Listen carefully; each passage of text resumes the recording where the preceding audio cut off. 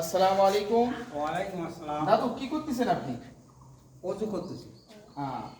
কি মাসাই করতেছেন আপনি? জি, মাসা করতেছি। কতদিন এভাবে আপনি মাসাই করেন? কিন্তু 50 বছর। তো আপনি কি জানেন যে কিভাবে মাসাই করতে হয়? জানি। তাহলে কি দেখান দিন আমাকে।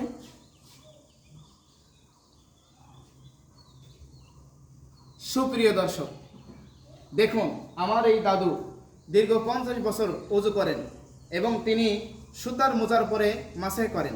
উনি জানেন না যে সুতার মোজার উপরে মাসাই করা যাবে না। উনি সুতার মোজার উপরে মাসাই করে যদি নামাজ পড়েন, নামাজ আল্লাহর দরবারে কবুল হবে না। মাসাই করার নিয়ম হলো চামড়ার মোজার পরে মাসাই করতে হবে। তিনি না জেনে দীর্ঘ 50 বছর ভুলের ভিতরে আছেন। আমরা দাদাজনের জন্য দোয়া করি, আল্লাহ পাক যেন ওনাকে সুন্দরভাবে ওযু করার তৌফিক দান করেন।